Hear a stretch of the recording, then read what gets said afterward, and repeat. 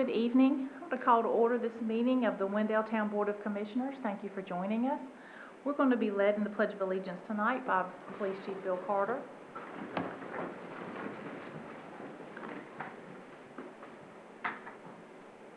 I pledge allegiance to the flag of the United States of America and to the republic for which it stands, one nation, under God, indivisible, with liberty and justice for all.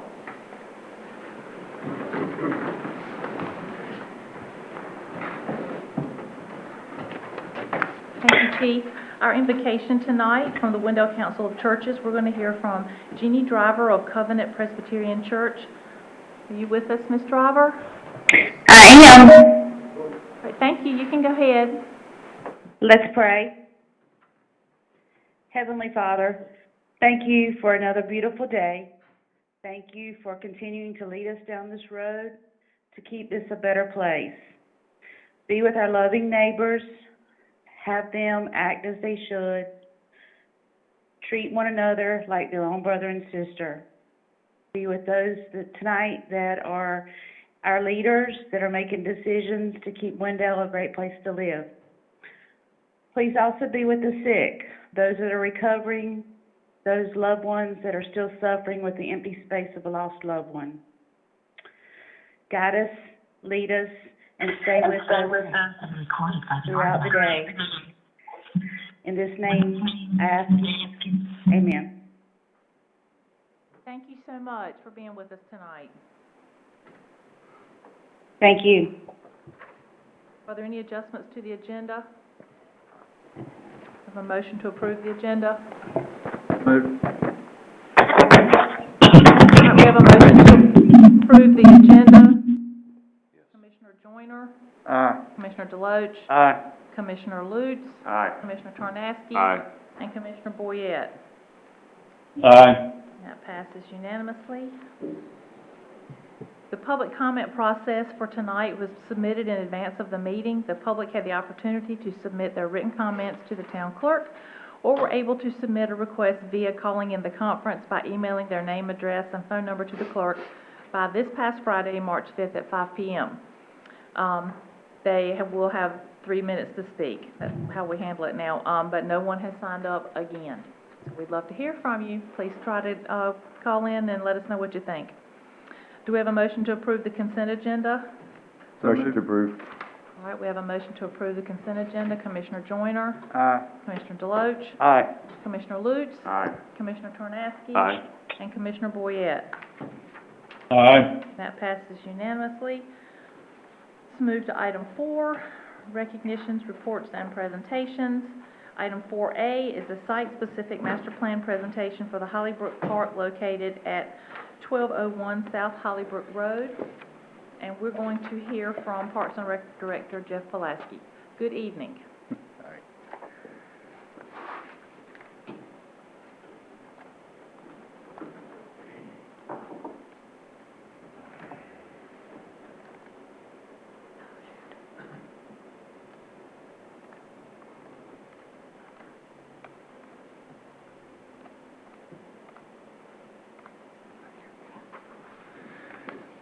Good evening, Madam Mayor, Commissioners. Tonight, we will be hearing from Mike Norris. He's the Director of Land Planning and Recreation with McGill & Associates. Tonight, he'll be presenting the site-specific master plan that has been designed for the Hollybrook Park property located at 1201 South Hollybrook Road. McGill is also the same company that did our comprehensive master plan a couple years ago as well.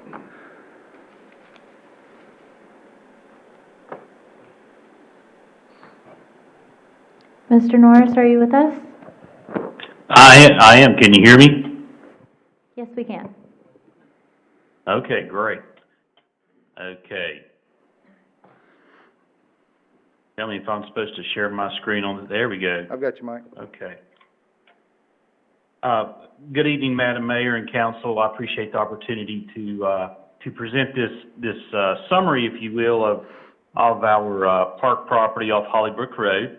I want to go over some background a little bit, talk about the property, as well as the proposed amenities and implementation component, which you're probably excited to hear about. As Jeff mentioned, the park property, of course, was purchased last year. It's just south of downtown, and it really meets in the system-wide plan, we identified different areas of Wendell where parks need to be added and developed in order to meet some of the service area needs that we're currently deficient in. So this addressed one of those important items for that system-wide plan. Next slide, please, Jeff. So this is roughly 20 acres. Most of you, I'm sure, have seen this, and maybe some of you have actually been on the property. A majority of the area is open meadow. It's grown up a little bit now, but it's still relatively open compared to the wooded areas, which you see to the right and north. There is a power line, an existing power line, which you may be able to see on that northern portion of that boot, if you will, that power line that goes kind of an east-west direction. And then the boundary line to the east is an existing creek that goes under Holly Brook Road. Wanted to make a note that some of you are probably aware that area to the east of the site is being proposed for residential development, so they'll be surrounded by residential communities. Next slide, please. So just wanted to share with you some of the community survey results. This is from the system-wide plan, and this is what we used as a guide to determine what the community were asking for, as well as what amenities would be appropriate for this site. So as I share the master plan with you, you'll notice a lot of these top 10 were able to be proposed for this neighborhood park. Let's go to the next slide. Again, another type of survey we used was a visual preference survey. So we have 10 items right here. This was just another method for determining not only what priorities were needed, but also understanding what the priorities were. So we see adventure play area, splash pad was there, zip line, climbing walls, play features were predominant throughout the needs assessment from the community, nature trails and multi-purpose athletic fields. And I'll show you another slide here of some of the, next slide please, Jeff, of some of those amenities that seem to rise to the top and were a continual theme for amenities that the community was looking for. Okay, let's move on to the next slide.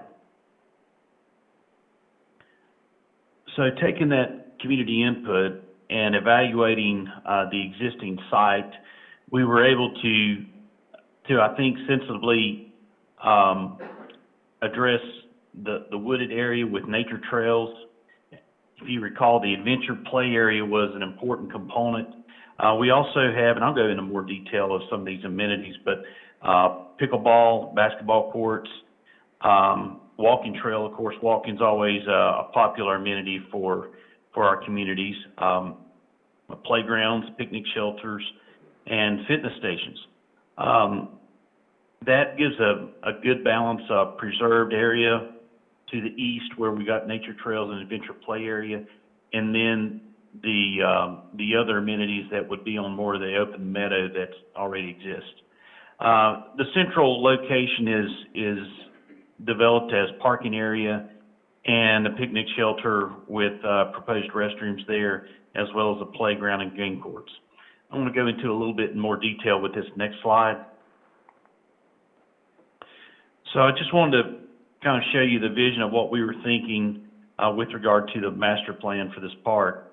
The adventure play area, again, this could be a phased approach, but again, given a different type of play area versus the standard commercial equipment, this would be more of a rustic ropes course, adventure play type natural playground.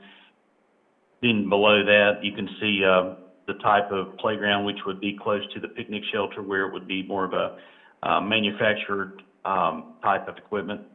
And then the nature trails that would meander through the woods and across the creek and just, be a different type of setting than many of our open walking trails. Let's go to the next slide, Jeff.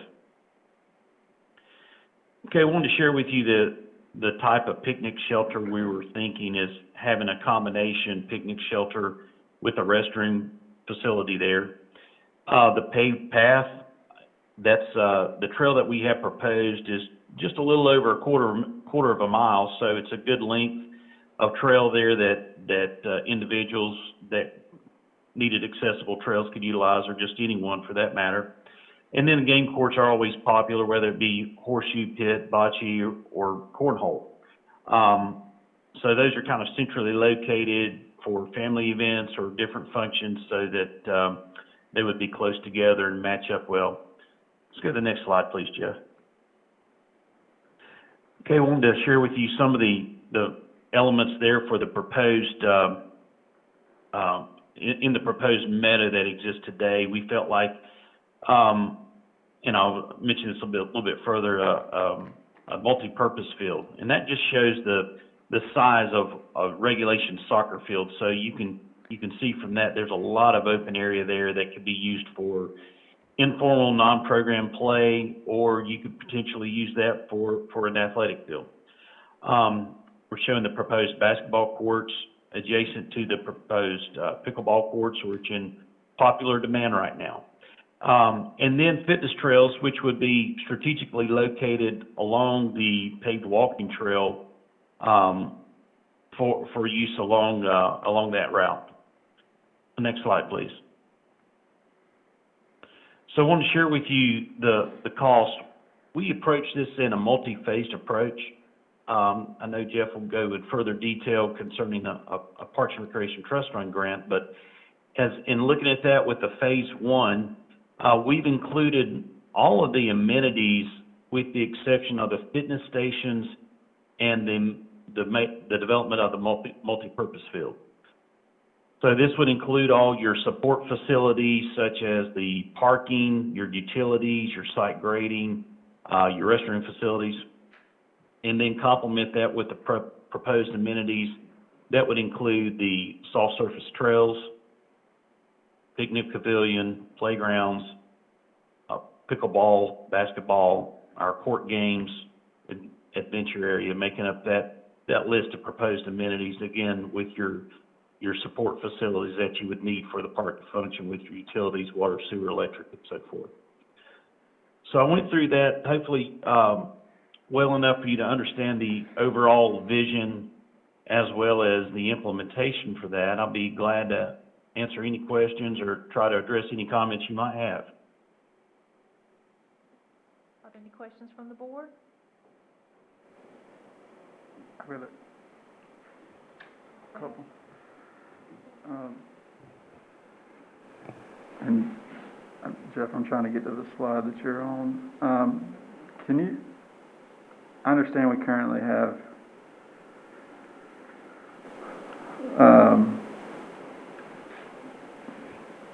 people that play pickleball and they play on the tennis court. What's the merit of a defined pickleball or multiple defined pickleball courts versus expanding tennis courts? The tennis courts are not an official pickleball court due to net height, and they let us know about it frequently. There is a difference in height, so these would be purely pickleball courts. They would not be multi-purpose for tennis. The second question, and this is for either of you. I was excited reading down through this report and continually saw the same thing that I think I've seen as long as I've been on the board. I know the mayor had heard about it long before I was on the board, about a splash pad, and then got to the bottom and didn't see that. I saw more of the same. I completely support basketball court. I know that's something that we're greatly lacking in, and for the little bit of time we had the one open at the police department, it was well used. The use of that larger field, I think maybe could be a little bit, drawn up a little bit better. But just wondering, how we translated those how we ended up with what we ended up with here, based on those priorities. And seeing the cost of it, it kind of looks almost identical to the cost of previous ideations of other things. A standalone splash pad is not going to score well for a part-if plan. And generally, unless you've got a really large area, do you want to put a splash pad with a playground, with nature trails, with all these other amenities? This project's going to score well with part-if because you have to add, say, 3 or more new entities to get a certain amount of points for part-if. Standalone splash pad is going to, I don't think this part would support that as well, and the expense of a splash pad on top of this project. If you wanted to put a splash pad in there, is going to significantly raise the price of this project. Because you're looking at, I think, Mike, you may correct me, I think it's a 40-car parking lot for this park. That's not going to house a park and your splash pad. You're talking a whole different ballgame for water lines and sewer and water features for a splash pad as well. That would be a whole completely different ballgame than what we have proposed here. This isn't a good location for a splash No. pad. To me, it's not. Mike may say different, but I don't see it as a good spot for a splash pad. I would like a splash pad more centrally located for the town. It would be more easily walkable for people. This neighborhood is going to be walkable, but just for really those neighborhoods right around that park. I was really excited to see, I know I've nagged all of you about the fitness stations. I was real happy to see those, and the pickleball and things like that. But I do have a question about the multipurpose field. Is that going to be part of our programming? Is that what your intention is Sure. by that? Mhm. Okay. Yeah, it would be irrigated and sodded, like the one behind the gym. Right. Yeah. Okay. I just wanted to ask about that. And that's in a phase 2. Phase 2 is not part of my part-if project. Right. The phase 1 is, so everything you see in phase 2 is not part of what I'm writing the grant for. And is it, I know it's probably not drawn to scale necessarily, just to kind of give us an idea of that a field will fit in that open space. Oh, yes. But, do we anticipate having room for something else? I think there's plenty of room there. It's not going to be for lack of. Jeff, Go ahead, Mike. I was just going to mention that I don't want to call this a placeholder as far as the field goes, but just to give you a sense of scale, there is room for the what is 10 years down the road. There's room for other amenities to consider. So we haven't planned every quarter acre of the park to allow opportunities for those things that may come up over the next period of time that we may not think of currently. It sounds like we're basing it on 40 parking spaces, because, clearly, a soccer field is going to demand a lot more parking, and anything more than that, Yes. it's going to end up being chaos. And as far as amount of parks in this town, we're severely behind with where we should be.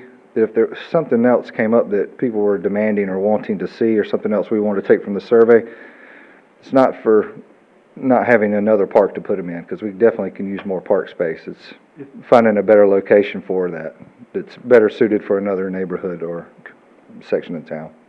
If I can just elaborate on, it's a neighborhood park. It's not a community park like Wendell Park, so it doesn't have to solve all issues for the town.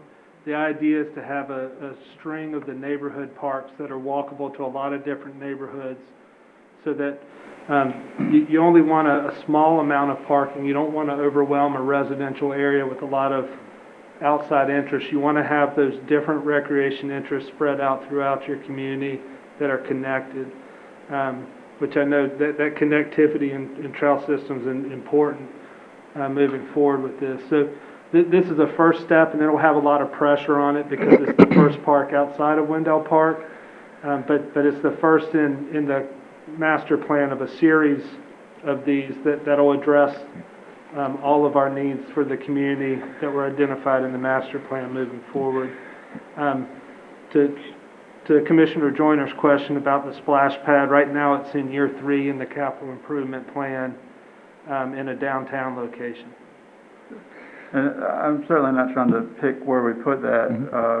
It, to me, seems like there's a couple of issues with this site. One is access, one is walkability. I would argue that we should have all the water and sewer that you could ever want right there, because that's literally the next item on the agenda is a pump station that's going to be right down there. The other question that I had, the feedback, public hearing for the part of stuff. So is that about this project? Yes, the one tomorrow night, or is the rec board, I'm presenting this plan to the rec board for their acceptance. Okay. And then we would have a public meeting where the public is allowed to call in and address the project. Okay. So I'm assuming that then this park could evolve into something completely different based on that feedback? It could. Well, I would, I'll leave it at this. I hope that we see some changes. It seems like, to me, that if you're going to do, one, I don't see anything on the list with the exception of directly pickleball courts that's new, and that's absolutely fine. I'm not saying we have to put all new things in this park, but it seems like an odd place to place those. Maybe I'm wrong, could be. It wouldn't be the first time today. And the other one is to draw in on input, because while I appreciate that, yeah, this is not a centrally located park, it's not a centrally located park today. We're about to have a housing development directly behind it. You have one in front of it, and would certainly like to kind of have a better understanding of how this is all going to work itself out. I'd like to see access out the back of it to the neighborhoods, and I know that can be in a later ideation of the plan. But it just struck me as odd that a community park would be spending almost equal amounts to pickleball courts, which while I appreciate that there is a religious group of folks that enjoy that sport, kids have been playing on playgrounds for a lot longer, and I imagine will continue playing on playgrounds for a lot longer. So seeing some investment in those things would, and if you came and said that, hey, all these pickleball courts are going to be on tennis court size courts or basketball size courts so they can be adaptable in the future, that would be a different thing for me. But building hard infrastructure targeted at something so specific, I think there's a reason that most people play pickleball on a tennis court, and I think it's because there's not a demand for pickleball courts.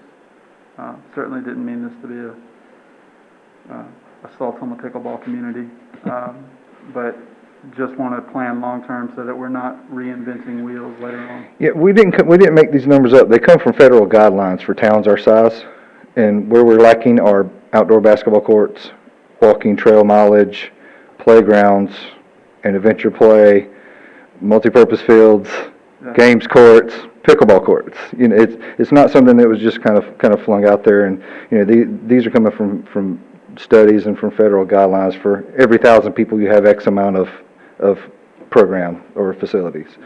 And so a lot of these were addressed in surveys through the community. So, Jeff, I would, if we could go back to that master plan image, I did want to point out that we are hoping to address some of the connectivity with the neighborhoods. There's a proposed connection to the existing neighborhood there, then we have a proposed connection to the future neighborhood. So the goal is to make our communities connected to our parks. Obviously, some of these can be easily tied in and could be a great opportunity to access versus, getting in our cars and driving to the park, which may alleviate some of the parking issues. But to reiterate what Jeff had just mentioned, we're communities across the state, pickleball is just growing in huge demand. We're seeing a lot of dedicated pickleball courts, just because there's more, it seems like there's more pickleball players than tennis courts these days, tennis players. So I understand your comments, but I did want to say we are seeing a huge growth in that sport and demand for those courts. And pickleball it's a fairly popular senior citizen, low-impact sport, so that's also another age demographic that we can attack with this park plan. And again, not trying to single out pickleball, was comparing pickleball to particularly the playground, and the amount of funds being spent on both of those items. If you go to our park at almost any time of the day, there's people on the playground, there's people at the dog park, there's not necessarily people on the other amenities. So it's just trying to, if we're gonna duplicate the things that are being used the most. I'd like to make a comment. Thanks. Yeah. Everything looks good. I'd like to see the wide variety. You're covering like teenage kids all the way up to seniors, the young kids, which And the we're missing connectivity a lot of that in the other parks. The connectivity is a big deal as well, because we do get points on PARTA for that as well. So having those connected to existing neighborhoods and even showing a future connection scores well with that board as well. Yeah, covering everybody. Jeff, can you show me the connectivity? Yeah, they're up here. Let's see. See this? This is part of the nature trail. This will connect into this sidewalk on this side.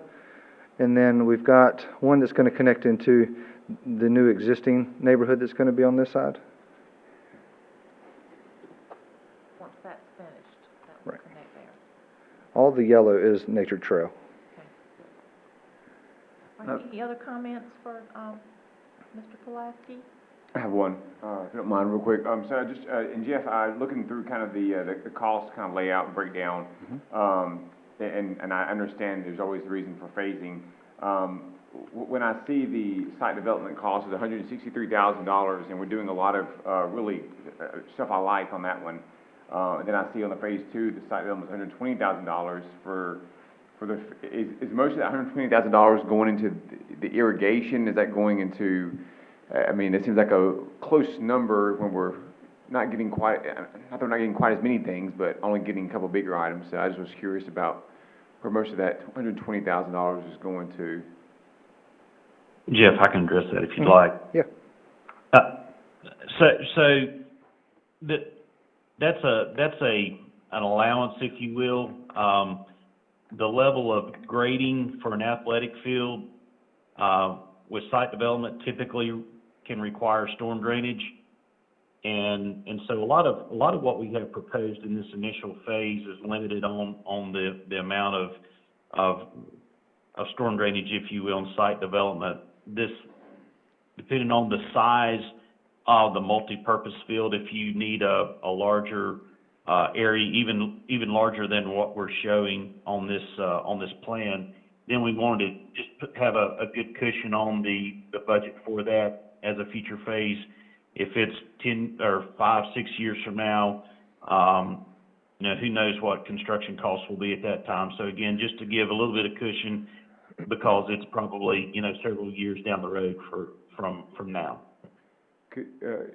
The thought of, and I know this is a hypothetical question, but the thought of doing the site development for phase one and phase two, if you did it all at one time just by chance, could you, even ballpark or give an idea of kind of what that total cost would be if you did it all at one time, present time?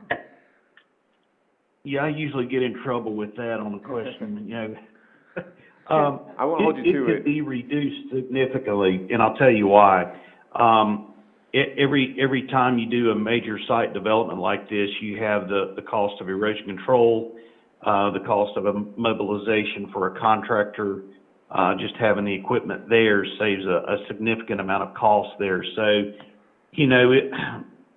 I would probably say close to half. So, If I can interject from a budgeting standpoint on this project, while from a Parks and Recreation Trust Fund, they broke it up in this manner on what's in the grant and what's not. From a budgeting standpoint, understanding that we need more neighborhood parks, the idea that we're gonna be able to come back in a few years with a phase two versus a new build for a neighborhood that doesn't have one at that time, becomes problematic politically for y'all. And so from a budgeting standpoint, as your manager, I'm looking at solving both phases over 2 fiscal years and just doing this whole project at one time. So that you're only mobilizing for the site work the one time. There will be additional site work costs related to prepping the ball field that they talked about. But from a project standpoint, my recommendation, if we can solve the financials behind it, is just get this park done and let's move to the next challenge, because there's a number of challenges in a short period of time, and we want to make sure we get each project right, but we can't overly rest on one project right now at the rate of growth this community's growing. That would definitely be my preference. I don't like things dragged out over long periods of time. So I'm hearing y'all about there's a lot of competing needs that y'all need, and we're gonna try and show that in the capital plan, how we advance a lot of those needs within the next 5-year window, and what that means over that time with the recommended budget next month. And the costs themselves and the layout and the planning and stuff, and I'm totally fine with that. That was my only thought, was if it's, is there any greater cost savings by, just looking at it in a different way, and if most of the site work is being done in that main area, doing that first and doing the other areas later on. That was just my only, just me thinking out loud kind of stuff. But otherwise, I like the differences. I like in parks having the open space. I even know just over the Wendell Park on Sunday, where the T-ball fields are. I mean, just people that were just playing using the open space too. So I never have a problem with just letting grass be there and letting people, freely use it how they want to. So, thank you. I agree. Any other comments from the board? All right, do we have a motion to accept the plan? I'll make a motion to accept the plan. All right. We have a motion to accept the plan for the Hollybrook Park property site. Is there any discussion on the motion? All right, Commissioner Joyner? I do have a question. You asked for discussion on the motion. So help me understand, we're voting to accept this plan tonight, and then tomorrow night it's going to Parks and Rec for them to hear about it, and then we're having a public input on a plan that we've already accepted.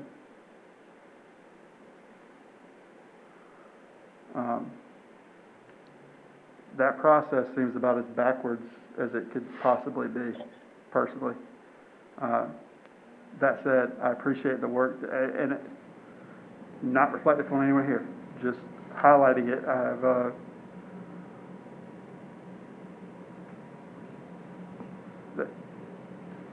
Jeff, can they not accept the final plan in April at one of their meetings? Yes. Just before you submit the grant, it has to be accepted. So it's the will of the board. If y'all like to wait and accept a final plan after the public's had a chance to comment, that'll work with the schedule. I would like to rescind my motion. I think that makes more sense as well. All right. Well, thank you very much. Yep.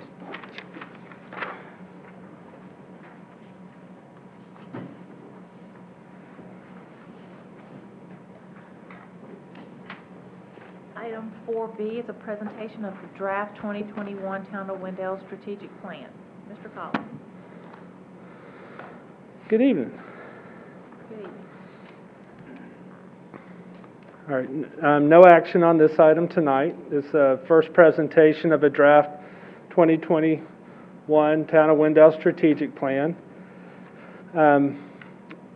Strategic planning is about advancing your community vision and then tying that community vision to the resources in your budget. So this guides budgetary direction for the next 2 years. It's something that'll be reviewed regularly and reported on regularly as we move through that 2-year period. And it helps. Okay. 1 second.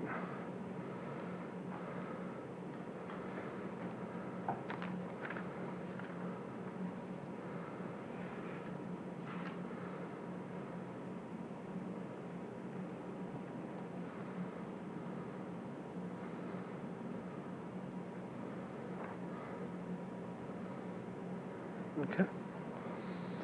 And it'll guide the next 2 years of fiscal years.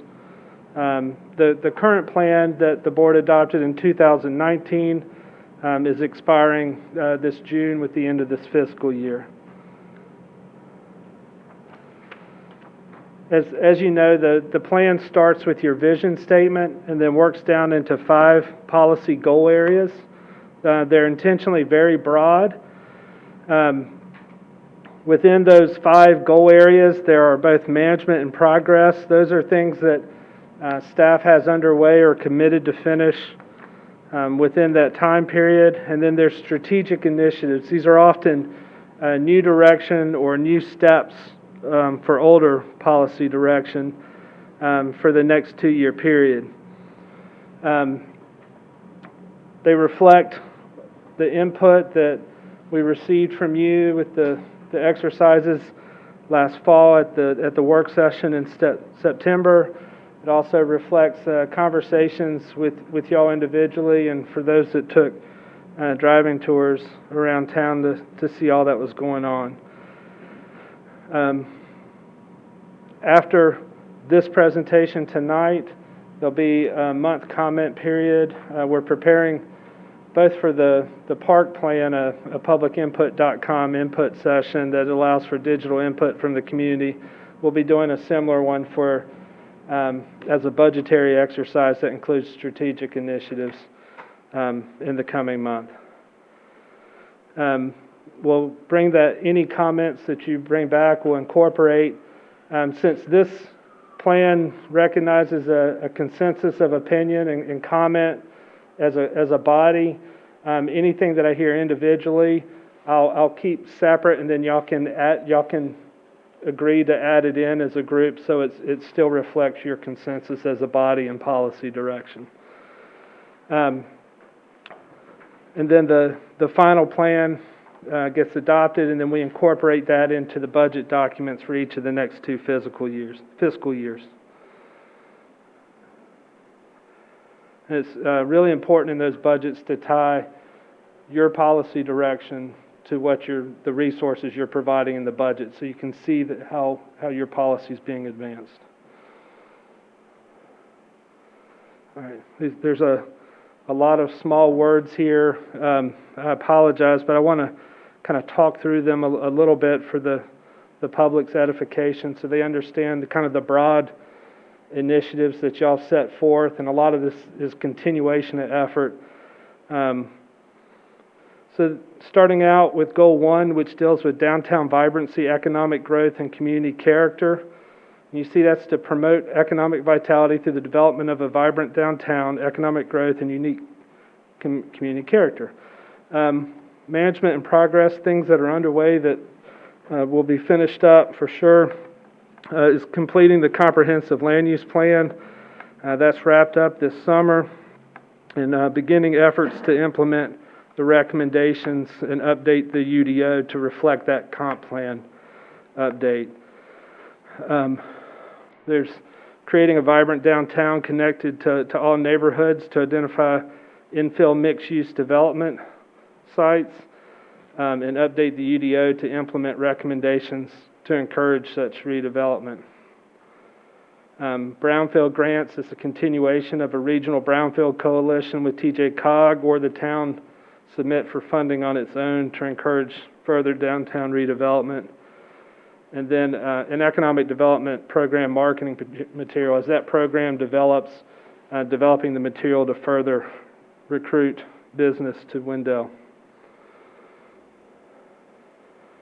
Looking into strategic initiatives, there are a number in this area.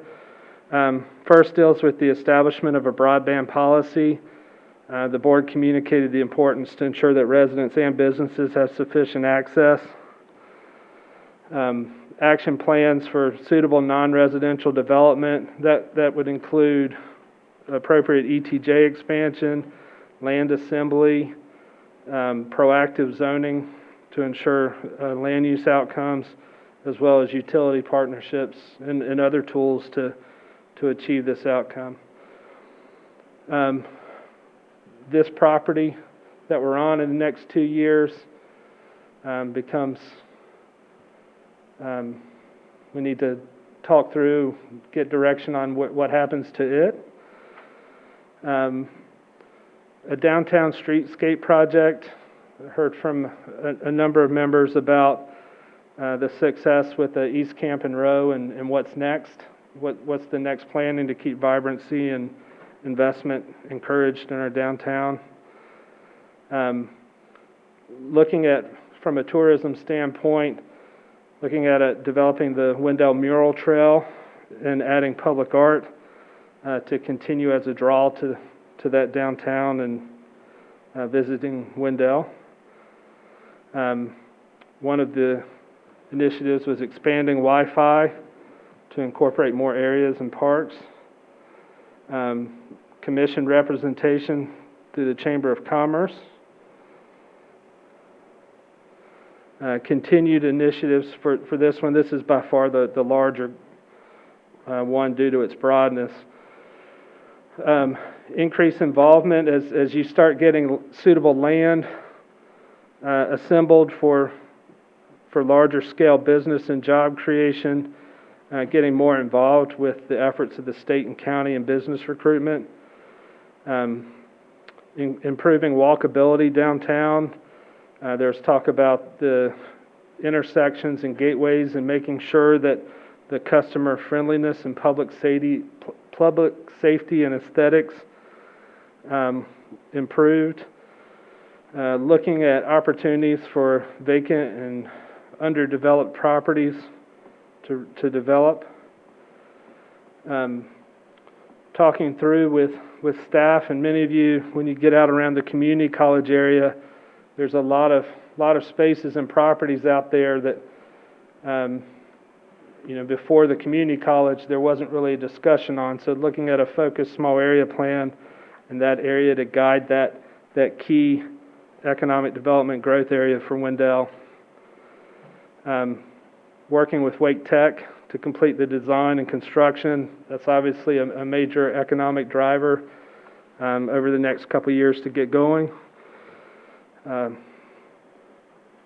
One area that we're seeing a lot of growth pressure that developers constantly need additional clarification that isn't just suitable for residential is that Wendell Falls Parkway, Eagle Rock Road, and making sure that an appropriate plan that guides the board's vision for that area is created and communicated. Are there any thoughts or comments at this time on Goal 1? Mark, number 7, seek commission representation at the Wendell Chamber.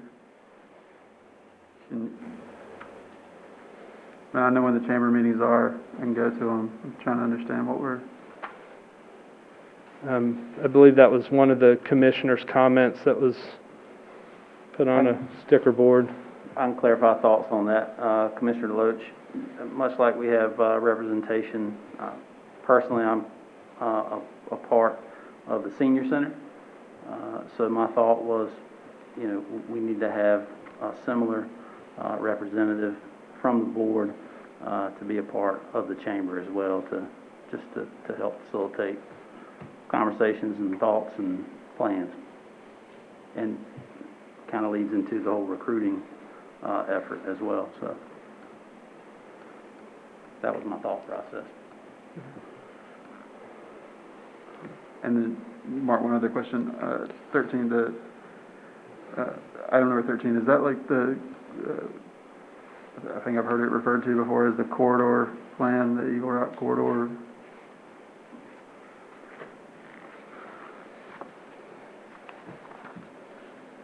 It's listed here as a small area plan.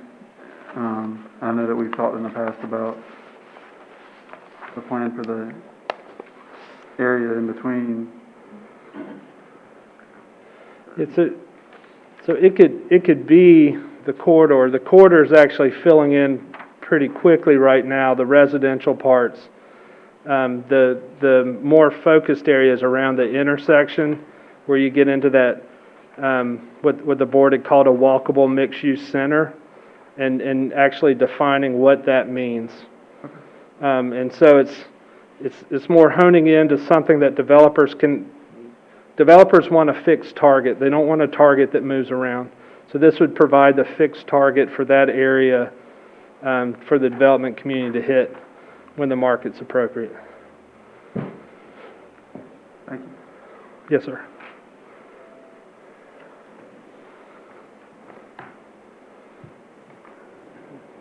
Hearing no other takers, I'll move to Goal 2. Goal 2 is public safety and neighborhood improvement.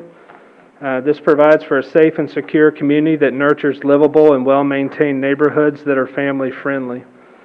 The management in progress here is we're getting to, I guess, about a half year way into the CALIA application. After CALIA application, it's approximately a 2.5 to 3 year process. So somewhere right at the end of this strategic plan or into that next one should be when we're finalizing our accreditation with the police department. So this is just that commitment that we're going to keep pushing to try and get it done or soon thereafter after this plan. Second is implement the neighborhood improvement programs in Zone 1. The construction for Zone 1 will be well underway in year 1 of this plan. And so getting through that, and then the next bullet as far as design for Zone 2 and getting into construction on that. I can say right now Zone 2 is a focus on pedestrian safety around Wendell Boulevard and the elementary school. And there's been a number of years where there's been a request for signalized crosswalks so that people from the neighborhoods north of Wendell Boulevard can get to downtown safely, and kids have connected sidewalks back in that area close to the elementary school. And so that's where we're focusing our effort right now. We'd like to be able to do more as far as like paving Barron or doing some other sidewalk projects, but we're trying to focus in on core and then go out on Zone 2 there. The department-wide training on implicit bias. COVID's kind of really impacted Chief's training schedule. Public safety starting to cope and deal with more online and in-house training, and the department's doing that. And so they're going to be able to continue working on that and strengthening up community engaged policing efforts as we come out of COVID. A community-wide neighborhood cleanup day. We had one planned, ready to go for last spring, and a global pandemic happened, so we were destined not to kick that off. So we've got that in the can, ready to go as soon as we can, and we'll be ready to do that. A similar training issue with the crisis intervention training, the CIT. I mean, you've all dealt with constituents that are under a lot of mental health stress the past year. Some people handle it well, others need more help. And oftentimes our officers are the first ones to respond in that. And so making sure that all officers get crisis intervention training, that's also very localized with the agency referrals. It's not something that you can go to another state or another community to get. You really need the CIT in your area. So as soon as COVID restrictions and that training comes back, we're signing people up as quick as those programs become available. So moving out of the management and progress into the strategic initiatives. One is a community engagement plan for the police department. There was a conversation with the board about having engagement officers assigned and getting more engaged at the neighborhood level in communities. And so that's best done if you plan for it and commit to implementing the plan. So developing that community engagement plan and implementing. The board asked recently to evaluate the reduction of speed limits on local roads to 25 miles per hour unless otherwise posted. The Wendell pedestrian plan from 2017, the Wendell Boulevard pedestrian project that'll be built in this time is actually a recommendation out of that plan. So keeping moving those plan recommendations forward. Pedestrian and bicycle safety strategy with public education, communication, enforcement. Police department was part of the Watch for Me NC pedestrian safety program. And of course, COVID again kind of dampened our ability to have that contact with people outside of absolute critical needs. So that's been on the wayside, but ready to come back as things open up.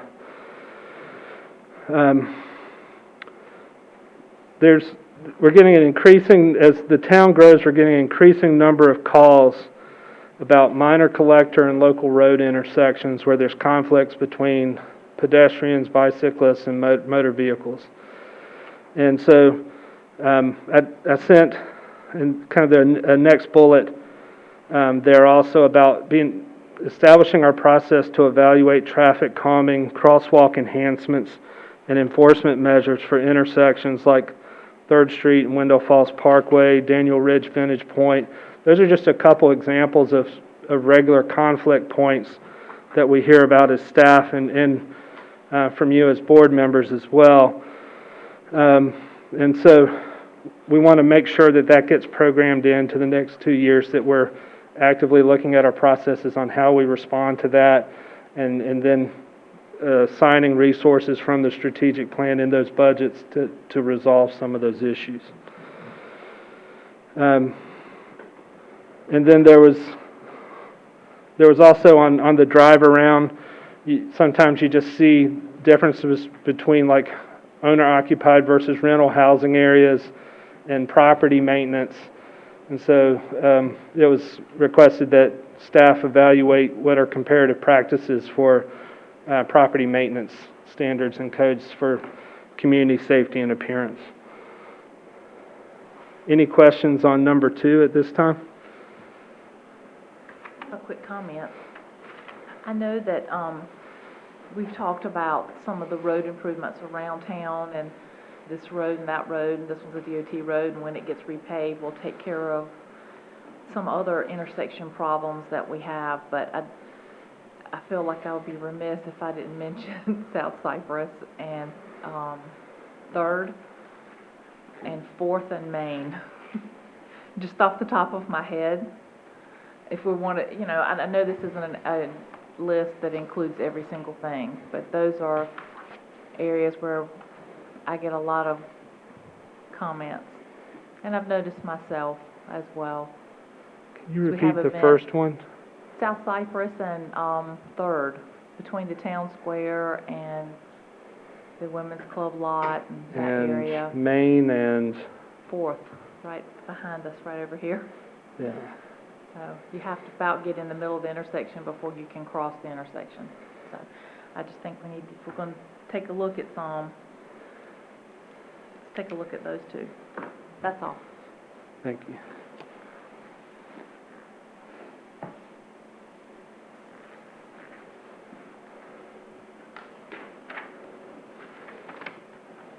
Okay.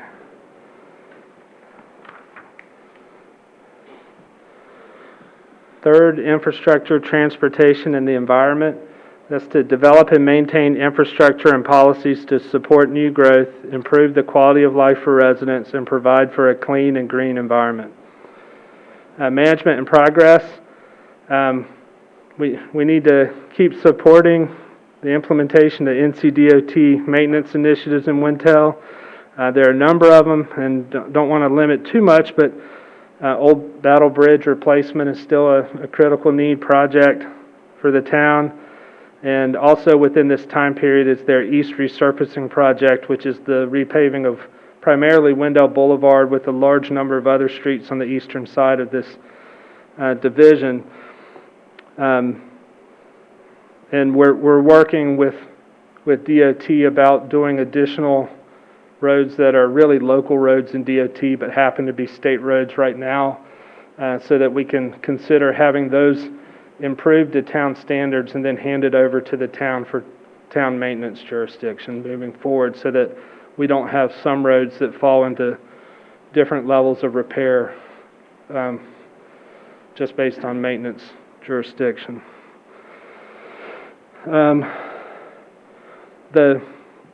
The big item, obviously, that y'all received in the past fiscal year was the pavement condition survey that kind of laid out a maintenance and resurfacing plan for the next 5 years. So the next 2 fiscal years will be within that plan, and so seeking to implement to the extent we can the recommendations of that survey. Our stormwater state audit is within this 2-year window, and so getting our stormwater management plan efforts underway and advanced in advance of that audit to reduce what we may need to do after is the initiative there. We'll be completing construction of the Wendell Boulevard pedestrian and intersection improvements within this 2-year window. So a major initiative of planning and design for the board. Last strategic plan gets built and completed in this one with the sidewalk connectivity to from Food Lion to the elementary school, and signalization and pedestrian safety enhancements at intersections like Wendell Falls Parkway and Wendell Boulevard. And then the additional of the unforeseen stormwater project with that one as well. And then,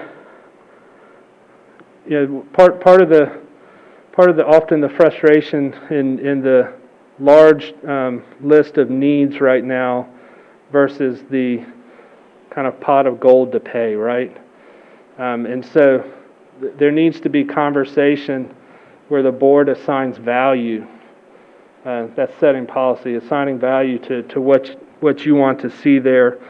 And so that funding strategy for transportation, bike, and pedestrian improvements that are eligible for both outside funding, and then how do we coordinate that in to the town's plans.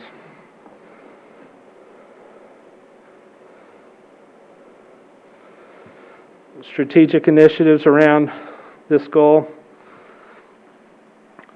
The infrastructure plan for extension of water and sewer in coordination of City of Raleigh Public Utilities.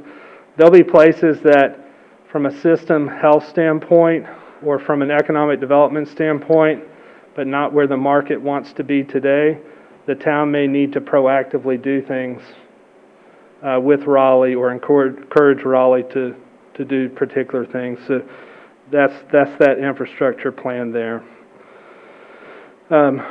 There's also a lot of existing development that are on well and septic, and at some point in the near future, that conversation about how those areas become part of Wendell instead of lower service areas outside of town, though they might physically be in the middle of town moving forward. Prioritize and prepare for intersection improvements for DOT and Campo. When you're looking at the Wendell Falls Parkway, Eagle Rock Road, that's arguably our worst traffic issue right now, and safety issue. It's where I see state troopers most often. That's usually a good indication of that. And also with the community college, the conversation about how that road alignment looks forward, where the straightening of Eagle Rock Road into a signalized light with the community college, and perhaps what happens to Wendell Valley Boulevard from Wendell Falls as a road next to the interstate to come up to Rollsville Road, and how those interconnect. That conversation needs to start now to get it done within the development window of that property out there. Working with regional partners to identify additional bus stops and plan for future transit options. That would also include the Wake Tech campus area in that conversation. Design and implement the next phase of the multi-purpose path, connecting downtown to Wendell Falls. That remains a priority, and we've been able to get easements set aside through private development to date. Our public one is not being funded this year by the county because the design is not complete yet. That was a program requirement that we must have missed, and because of that, we do need to go ahead and get the design and be ready for the next round of funding to match town funds to get that underway. Evaluating transportation options for senior with our transit partners as we grow. There's always a lag between the services that our community has versus what our populations need. And as we grow, that lack of service becomes more critical. And so this is a transit area that was brought up in y'all's conversation. Conduct a study to explore the extension of 4th Street and Main Street was brought up at the how to extend downtown and provide connectivity of roads. One thing that we found out today is a lot of those big old trees are beautiful, but they can be dangerous too. And completing a tree health study to encourage a healthy tree canopy and improve public safety is needed at this time, and a recommendation received from Parks and Rec. And then last but not least, cost-effective measures to improve aesthetics to town gateways. Public Works is already thinking about how do we enhance those welcome to Wendell areas as people drive into our town and move to our town. That's one of those conversation points with the board moving forward. Any comments, questions? Anything from the board? Mark, item number 3, and I certainly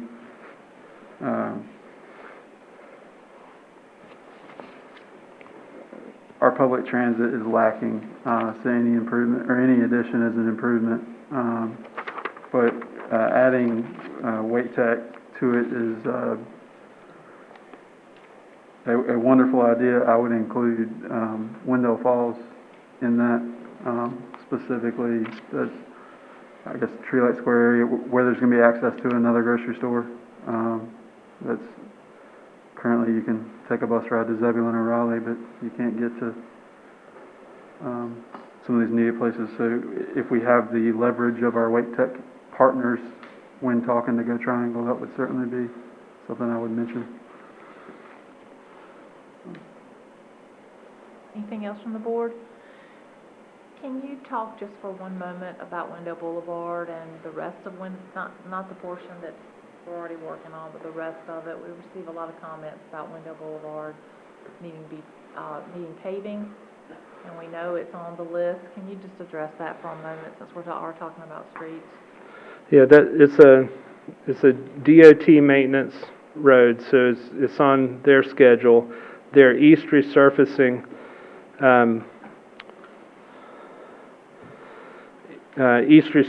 project includes Wendell Boulevard for resurfacing. That's scheduled for 22-23. They're supposed to go out to put the bids out for initial response the end of 2021, and they are still on schedule for that as of a couple weeks ago.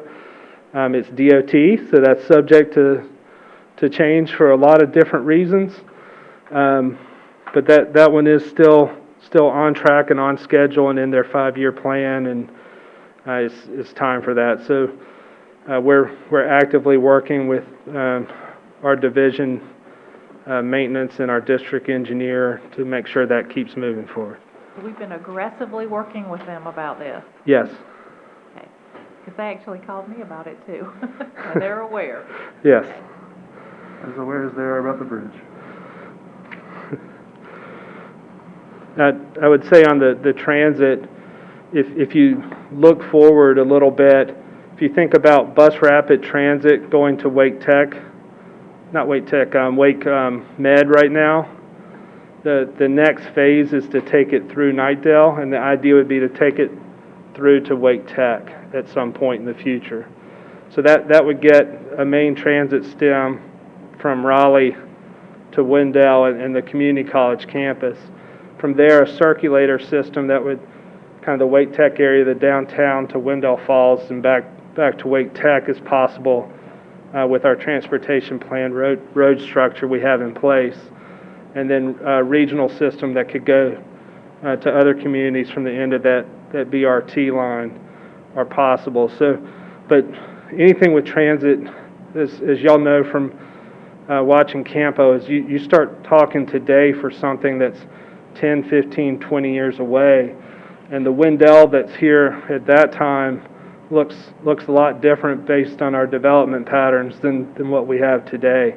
And so now this 2-year window is actually when we have to start having those conversations about what that means for our community at that time and in the future.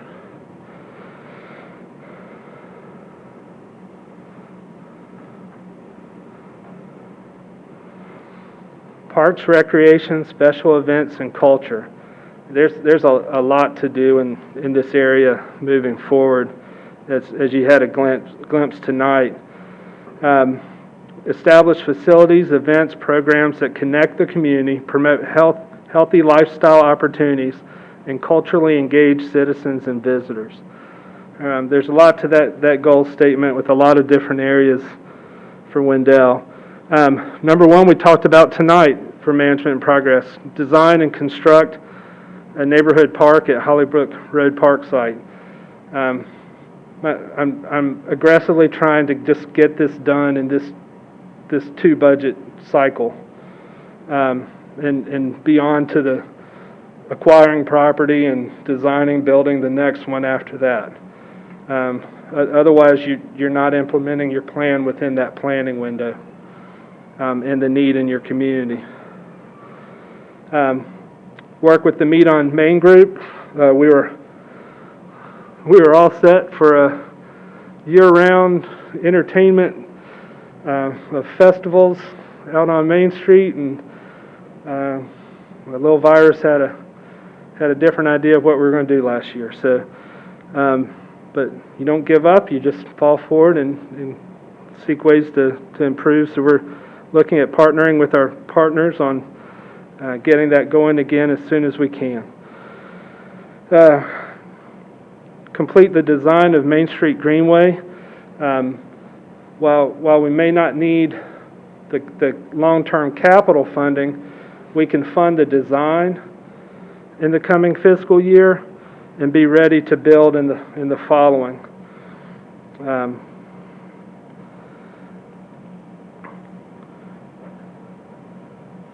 Next is a fee and lieu process. The board's adopted the Parks and Recreation Master Plan. As development occurs, when developers are able to build stuff consistent with our master plan, that's great. But when they don't have suitable property to provide meaningful recreation into the system needs, sometimes it's better for them to provide that fee in lieu and let the public parks be able to provide that at the appropriate place. We've had a couple examples of that recently, and this is, but formally evaluating and tying it to that adopted plan is needed. A Wendell Park enhancement project. So it's a great old park, but it's constantly needs upfitting, And the building's getting a little old and it needs some amenities to match modern park standards. The Wendell Greenway plan is a great plan. It was done in conjunction with Zebulon, but it's getting close to 20 years old now, and it needs to be polished off and reflect a lot of the goals that have been talked about in these other efforts. And so that's something that we'll probably end up doing in-house to the extent we can over the next period of time and get that going.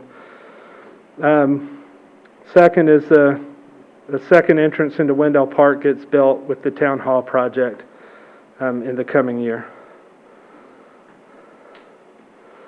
When you're looking at strategic initiatives, number one on the list is the number one recommended item from our Parks and Recreation Master Plan, which is that splash pad with a central location. A couple locations that have been tossed around just to put them out there. One is the field next to the Women's Club parking lot where Lake Myra Lights has traditionally been set up. That space with Town Square and Cypress being able to be bollarded off can become a downtown neighborhood park site with a little bit of enhancement and improvement.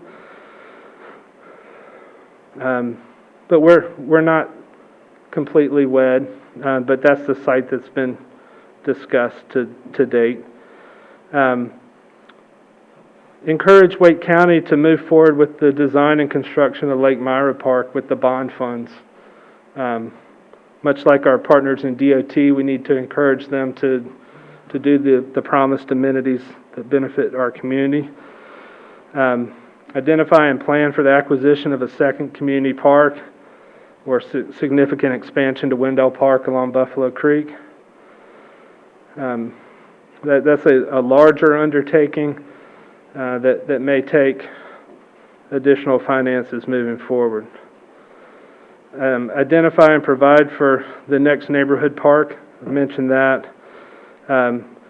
The board, while we're trying to get the neighborhood parks out, the board's asked for us to get out in the neighborhoods and provide recreation services in a less formal environment in places that we can. So we'll be investigating what that means and getting that implemented. Coordinate and plan with Wake County for the next library site. In a couple years, they'll be getting ready for their next round of bonds for libraries, and Rollsville doesn't have one, and the county acknowledges Wendell will probably be ready for an updated library during that next bond issuance period. Prepare a funding schedule and strategy to implement the master plan. You've heard from me from day one, put it in a plan and we'll work to implement it. And so you've adopted the plan, so we're going to work to implement. Another one's establish a public art policy and program. Any questions, thoughts on Parks, Recreation, Special Events, and Culture? The splash pad, when you said to bollard off Cypress, is that, when we've discussed that, I didn't understand that bollard is a permanent solution. Not always. You can you have removable bollards. Okay. That's a heavily traveled road. Yeah. And So I'm just going to get it on out there. I live on that road, so that isn't my point, but my point is where I live on it, I see that there's a lot of traffic there, and I don't want to create traffic, remove it from a heavily traveled road, create problems all around, so. yeah. So the board regularly closes that Okay. block of road for special events, and so you can design that road in a manner that where we don't have to bring out different kind of barricades, but have a more safer barricade that prevents the cars coming through. You can also sometimes make the pavement look different going through there, so it recognizes that there might be people moving from a splash pad to a town square from a pedestrian safety standpoint. Still a functional road that's open to the traveling public most days of the year, but it's able that recognizes that it's a little different because of its downtown nature around it. Thank you. You're welcome. Any other comments or questions from the board?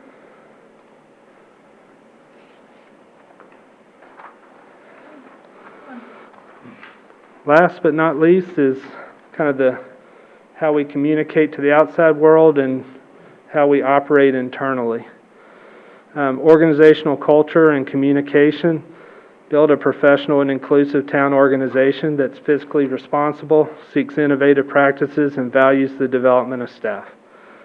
Management and progress. As you know, we're underway with a ADA transition plan. So working towards completing that and implementing it in the next implementing components of it, the next 2 years will be in progress. There's a need to update and implement employee evaluation and development programs as the town grows, to reevaluate that. Making sure that our benefit options for employees are competitive, especially in the area of families or spousal plans with our health coverage. Complete borrowing and construction of a new town hall. That's exciting in and of itself, and taking a lot of staff time currently.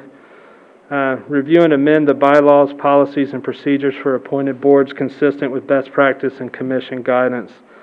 As we grow, the people who provide recommendations to you also need to have your interest and direction at heart, and be updated for that as well. Looking at the strategic initiatives in this area, anytime we can look at improving how we deal with the public and enhance our customer service, especially as we grow. If we can maintain our small town, big charm atmosphere within our organization, and how we provide service to our residents is critical. Complete acquisition of properties for the Public Works Yard and Police Station. Property is one of those limited commodities that's going up in cost every day, it feels like right now. Initiate design and construction of the new Public Works Yard. We're in a 3-year lease with a modular building, so the timer's ticking on that project.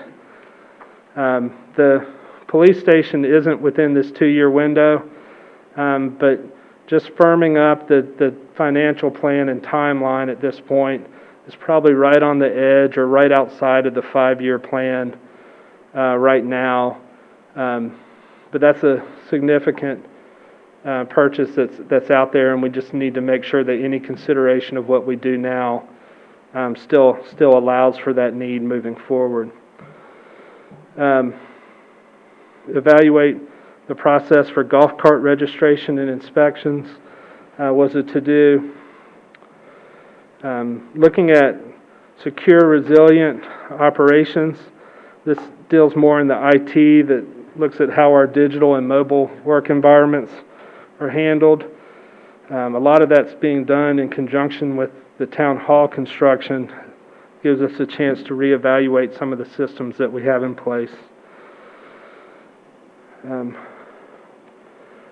tell you, it's amazing the process growth that has to happen as an organization grows. If you buy a car, there's a process you have to go through. You have to track that asset while it's in the organization, and then you have to dispose of it a particular way. And that's a lot easier when you're a 50-person organization than if you look forward and you're a 100-person organization. So all of our processes dealing with asset management need to be reviewed and updated in the next couple years to reflect the increasing responsibilities and assets that departments are being asked. That's a maintenance of the public trust. Looking at, kind of speaking to that, whether you lease a vehicle or own a vehicle is one of those policy decisions, and fiscal cost effectiveness. And then, last but not least, employee professional development review and continuing education to speak to the values of and development of staff. And I'd be happy to answer any questions on Goal 5. Any questions from the board?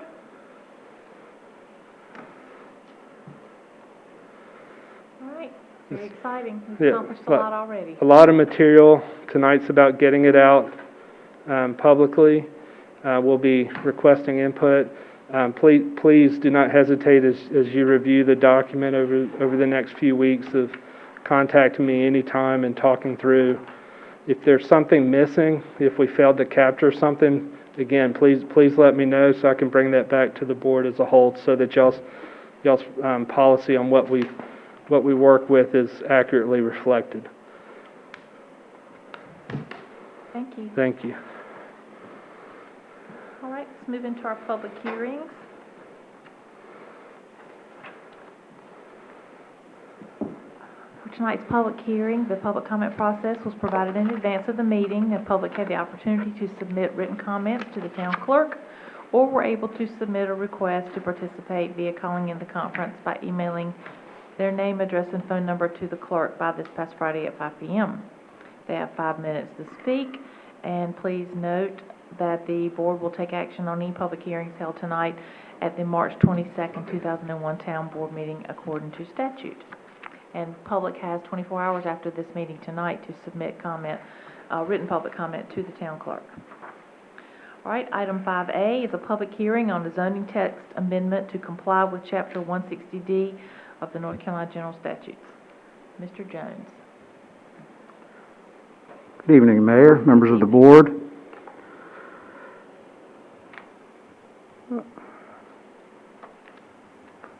Sorry.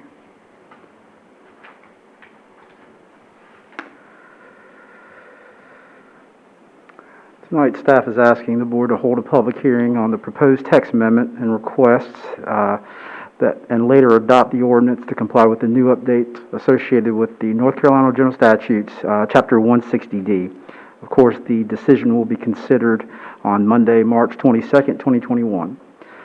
Quick recap of 160D. Chapter 160D is a new chapter in the North Carolina General Statutes that essentially consolidates city and county development regulations. In addition to that, it creates a more logical organization of those regulations within the North Carolina General Statutes. It does not make major policy shifts. It does clarify some amendments and consensus reforms. This is the second round of proposed text amendments that we're dealing with today. It relates to boards and land use administration. Tonight, the following items are under review. One, we are required to adopt broadened conflict of interest standards for governing and advisory boards. This includes adding a definition into our code of ordinances and our UDO of familial relationship. In addition to that, we need to talk about updating the ETJ population estimate, at least with each decennial census, so that's very specific. Incorporate a new staff conflict of interest standard into the ordinance as well. And finally, issue notices of violation. Basically, this is just clarifying ways that we notify folks and who we notify. So this is a little different setup than y'all saw last time. Hopefully it's a little more clear. I'll do the best I can to kind of walk you all through it. So the far left column, the 160D update, is what is being required of us. So adopt a broadened conflict of interest standard for governing and advisory boards. Currently, there is no language in our Code of Ordinances or our UDO related to conflict of interest. So we propose to add language from the 160D, specifically from them, or from the text related to conflict of interest in both the UDO and the Code of Ordinances. And then also, again, we would add a definition in both the Code of Ordinances and the UDO related to familial relationship. And here you can see exactly what 160D has noted as that definition. Over in the far left column again, update ETJ population estimate, at least with each decennial census today. The UDO just basically says that we shall determine this with the best available data. So we've decided to add language into the ETJ representation and citizen advisory boards to be proportional to the population of residents. Can you not hear me? Oh, sorry. Thank you. Population of residents to the town and the residents of ETJ. Advisory board memberships are inconsistent on ETJ representations as it relates to proportion today. So basically, these are backwards. I don't know what happened there, sorry. So advisory board memberships are inconsistent with ETJ representation as it relates to proportion. So essentially, the proportion of the ETJ membership just has to match the residents versus the town membership. And then as the UDO says that we have to make sure that we use the best data possible currently, we will use the decennial census to update that every year. All the way to the left again, we have to incorporate staff conflict of interest standards in the ordinance and the policy. There is no specific language in either the Code of Ordinances or the UDO today. So basically, we're adding language that relates to staff conflict of interest. It's pretty much the same as the board conflict of interest. It's just tied to administrative decision-making for staff. And finally, issuing notices of violation in conformance with statutory procedures. Today, notices of violation are addressed in Section 18. Basically, all we did was add delivery to the permittee and the landowner, so that's a change. We have to deliver to both if possible. Electronic delivery is an option, and the administrator has to certify some way that, in fact, that letter went out, or that the app or the permittee or landowner actually received it. Today, we do it through our Acela software. While we were at the planning board, it was noted that electronic delivery should not be the only means of option. So we noted here in our language that electronic delivery would accompany mail or a door hanger or some other means. And that is it, and I'll be happy to take any questions. All right, let's open the public comment. Are there any, the public hearing, are there any questions from the board?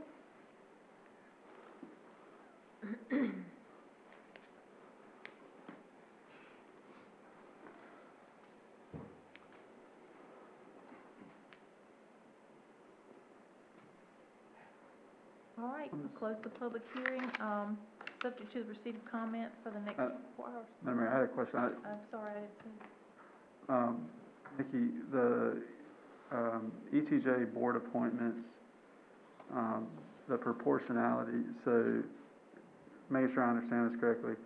We're going to look at the numbers once every 10 years and attempt to make sure that they're proportional to people who live in town, and then some ratio thereof of people that live in the ETJ.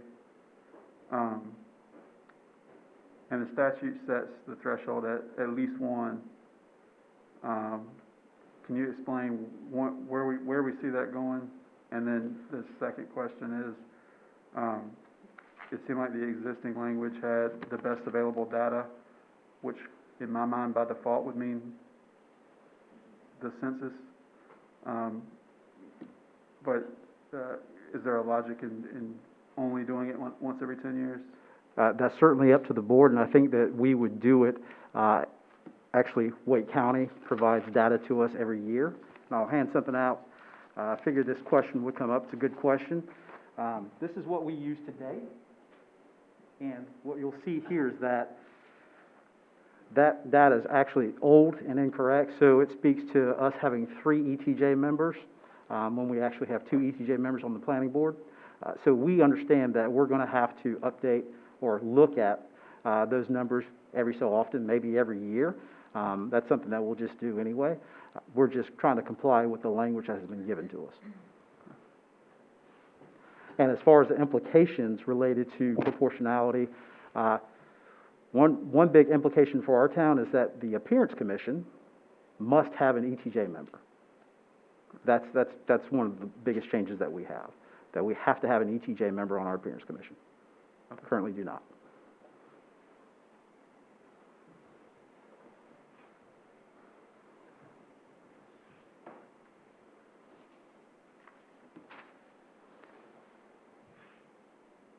That's all I have.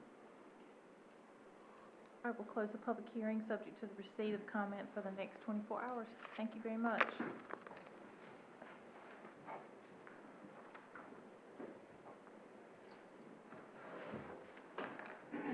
Move into our administrative items now. Item 6A is a presentation on Plan Wake, guiding our county's future. Wake County Land Use Plan and decision on a resolution in support of Plan Wake.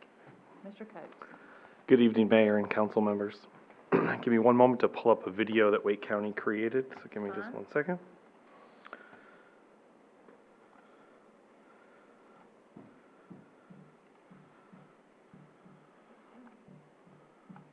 Thank you for your interest in participating.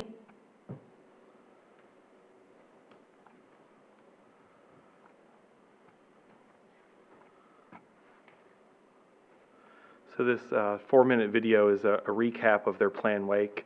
Wake County has been working on this new land use plan for the approximately 2.5, 3 years. This is their final public outreach. It's expected to go before their board for action. Some of the key things in here, the areas where we anticipate growth as a town are labeled as either mixed-use, walkable, or community. The areas that will, in one of your attachments, there's a map. Areas that are labeled as more rural are either water supply watershed, or in areas where Wake County has bought significant land for open space, and it probably in the next few years doesn't make sense for us to grow into those areas and extend utilities for either really low density or areas that are just already purchased for the county for future open space parks and things like that. So I'll play this 4-minute video.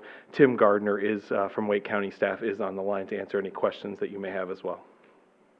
In Plan Wake, as a resident of Wake County, you have probably noticed this region is changing rapidly. Wake County's assets and high quality of life is driving growth in this area. Wake County is growing by approximately 63 people per day and will add another 250,000 residents in the next decade. The landscape is changing as farms and forests are converted to housing and commercial uses. Plan Wake will be a high-level policy guide for decision makers and will consider the long-term effects of policy decisions, but will focus on achievable actions for the next 10 years. The plan consists of 3 major components: vision outcomes that guide our decision-making, a growth framework map that identifies the areas we intend to grow and the character of those areas, and metrics to measure how we are doing in achieving our vision. Our vision is to create a Wake County that is inclusive and equitable, healthy and active, and sustainable and vibrant. Resident responses have been critical through this process in driving the direction of the plan and developing the foundation for recommendations. Residents identified 4 key preferences for the future: that significant change is needed to plan for growth, that it is important to protect open space and natural areas, that new growth should be directed to towns, and residents said they want more walkable environments. Plan Wake is about growing intentionally in a way that creates benefits for all, making sure that costs and benefits are equitable throughout Wake County. The development framework map identifies the places ready for growth, and the plan document recommends policy direction for each of the 5 colors on the map. In the transit focus areas where bus rapid transit is planned, the county can continue to support municipal planning and investment. Walkable centers, shown in purple, are areas of opportunity for mixed-use centers in core areas and significant nodes. Community areas can be served by municipal public utilities within the next few years and can be developed and annexed into municipalities. Wake County would work with municipalities to encourage that these areas develop according to municipal plans. Community reserve areas are harder to serve with municipal utilities, but may be needed for municipal growth in the future. And finally, the rural areas, shown in dark green, are water supply watersheds and areas to preserve and support the rural economy. The planning document contains broad policy objectives for each of the categories on the development framework map to achieve the vision in Plan Wake, which will integrate with other plans to protect natural areas, support affordable housing initiatives, and align with transit investments. Plan Wake lays the foundation for new choices for residents by creating more housing choices and price points, by supporting transit and other ways to get around, and creating more employment choices. We invite you to review the final draft documents and provide feedback by taking our online survey. You may also request a hard copy of materials mailed to you by calling 919-856-6320. Thank you. Thank you for your interest in participating in Plan Wake. So that's the end of the 4-minute video. I can answer any questions, or Tim Gardner is available as well. Any questions from the board? Brian, I heard the overview there, but so walkable center, is that status quo or aspirational? So the county's walkable areas are in purple, which includes the core of kind of our community here in Wendell and also a chunk of Wendell Falls. They've identified that as areas that could have a mix of uses, an increase in density and redevelopment that could occur. The scale that they're looking at is a county-wide scale. So that scale may not be what we want in our local plan, but I think we've identified those areas as walkable mixed use. Some of them are functioning that way today. But it would still be up to our local plans to implement some of these actions in the county's plan. For example, I know in the mixed use, they may allow 10-story buildings. We may not find that's appropriate for us, but I think the concept of it, of mixed-use walkable areas, is similar to what we hear from a lot of residents as well. The community areas are more for residential, commercial nodes that I think our plan's current plan and probably new plan will have a lot of facets related to that as we move forward. Community density may, have apartments, townhomes, single-family residential, a mix. So the takeaway I think we get from staff is they met with us various times throughout the process to talk about these areas. When you're planning on a countywide scale, a North Hills and a Wendell physically may never be the same. And so I think their plan is general enough that we fit a lot of those principles that they have identified in those areas.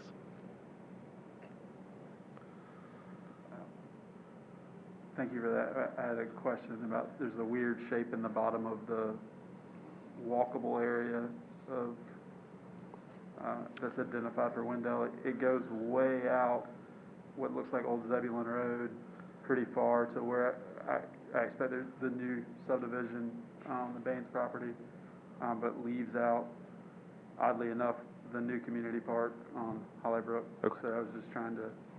We can work with them on that boundary and take a look at it.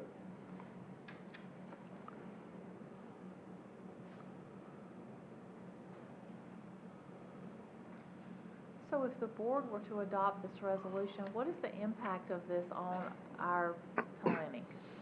So Because we're our own little world here, and I don't... Yeah, so Wake County does not have jurisdiction over our city limits or ETJ. Right. That is the town of Wendell's responsibility. Their ETJ criteria to expand our jurisdiction, right, you have to be classified as community or that walkable area or transit focused to expand your ETJ. which a good chunk of our future urban service area is community, is designated as community. So I think when we look at the areas we would grow into, it is within those boundaries that they're proposing. That's the only kind of impact to our jurisdiction that's in the plan. How did this come about? I read the information that we got, but I'm not really sure how this ever came about for the whole county. The county's land use plan, they've had a land use plan for decades that was countywide. They, a lot of our urban service area, and a lot of municipal urban service areas, the county has current jurisdiction over, but we're expected to grow into those areas in the future. And so there's always kind of been two plans. There's the local plan and then the countywide. And you kind of want the two jurisdictions working together to plan for those areas.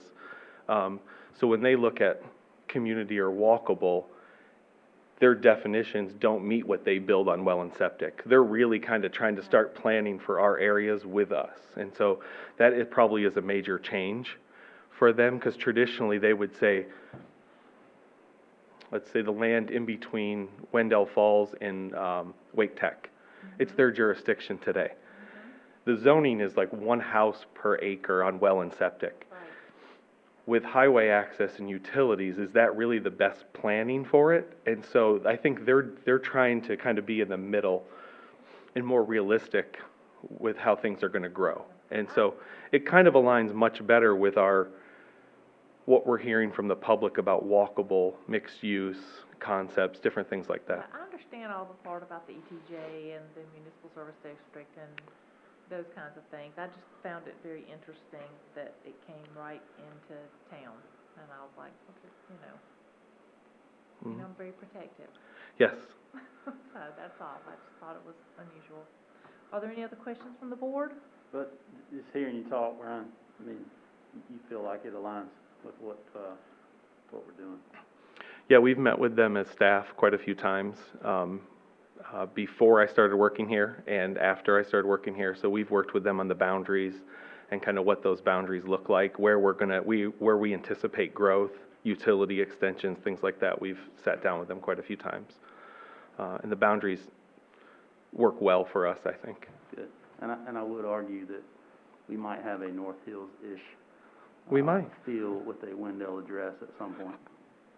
Lizard Lake 2.0. Other questions or comments from the board? I was going to make a suggestion, Okay. Mayor. I would add to the end of the resolution something to the effect of where there is a conflict with the Plan Wake and the town's comprehensive land use plan, the town's plan shall control.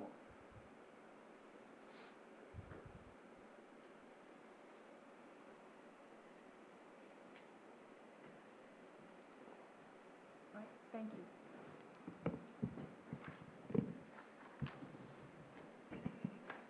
So, do we have a motion?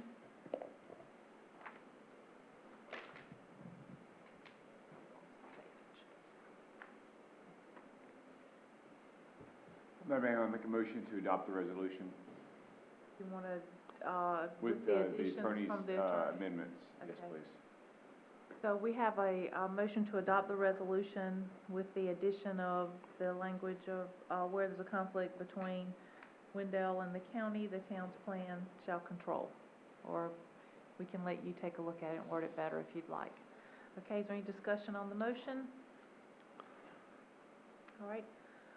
All in favor, Commissioner Joyner, Aye. Commissioner Deloach, Aye. Commissioner Lutz, Aye. Commissioner Tornaski, Aye. and Commissioner Boyette. Aye. All right. No, that passes unanimously. Thank you. Thank you. Item 6B is an update to the resolution declaring the official intent to reimburse capital expenditures. Mr. Collins. Thank you, Madam Mayor. A couple of months ago, I came before the board and provided a capital project update, indicating that on our projects anticipated for our bank borrowing later this summer, that because we heard word from the county that we weren't receiving funding on open space acquisition and Greenway, that those projects would come out of the reimbursement resolution. And there were property acquisition opportunities related to a public works yard and a future police station site that would be suitable to come in to offset that. The main change in the reimbursement resolution from the number was the town hall site, and if you recall, I talked through the different components that necessitated that different amount for the town hall related to the additional square footage and cost expenses there. And then we worked through the finances behind that. That's a refresher on this item to date. And so this is the updating of the resolution that pulls the projects out and adds the projects in as reported. Happy to answer any questions the board may have on this item at this time.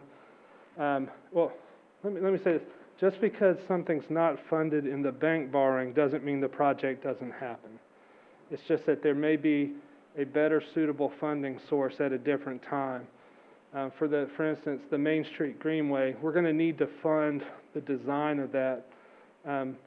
Tying up long-term debt with a small design amount isn't a normal practice that the local government commission is going to want to see. They like to see land or hardened facilities that have a life beyond the money that's being borrowed. And so pulling the land acquisition in and looking at the other two projects at a later date when they become available, but not giving up on the projects, just looking at when it's funded and how. Happy to answer any questions on the resolution. Any questions? Mark, can you talk through how,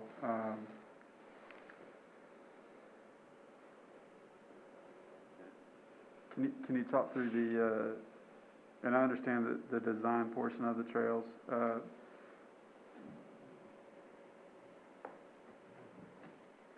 there's two items being removed, there's two items being added. How do the two items that are being removed get back on the radar? I think we heard from Jeff tonight, in the strategic plan out there, there's going to be park acquisition, land acquisition, and the ability to do programming on that land is going to be an increasing need. How do we get it funded if we miss this funding ship? Right. So for the Greenway, the Main Street Greenway Trail, the design portion would be funded from town funds in next fiscal year in the capital plan. And then the construction portion would again be submitted to the county with their Greenway bond issuance. And the next funding for that, I think, is 2023. So we'll have the design done, and then we'll submit for the funding the next go-around for that and match town dollars with that funding. It just wouldn't be from this bank borrowing. For the open space acquisition was for a particular piece of property, but along Buffalo Creek between Wendell Falls Parkway and Lake Glad Road. The property owner did not want to sell it at this time, and so the uncertainty of not having a willing seller is problematic for tying it up to the bank borrowing and having to perform on those items. So recommendation there is it's still a high priority property for both the state and county.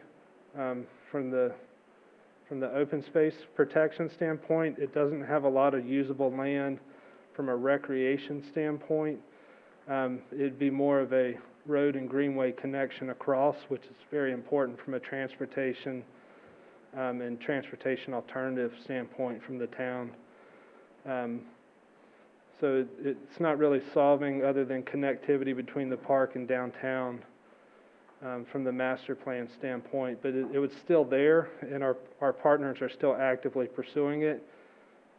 Our funding with Clean Water Management Trust Fund expired last May for this go-around, and so it's just not appropriate at this time to pursue it with this funding.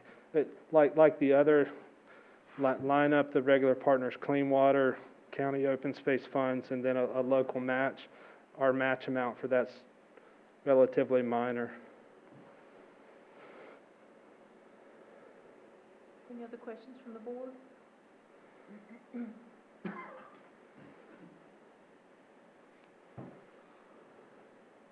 Madam Mayor, I make a motion to adopt the resolution.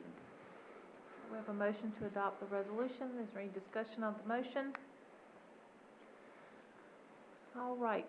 All in favor, Commissioner Joyner, Aye. Commissioner Deloach, Aye. Commissioner Lutz, Aye.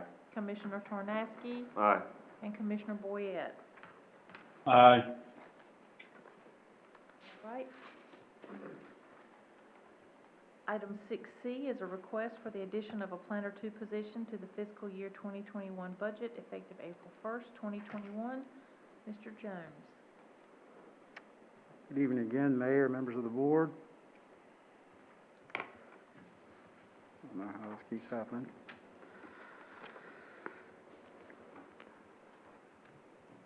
Staff is requesting that the board approve a Planner 2 position for this year, effective April 1st, 2021. It's essentially a mid-year request.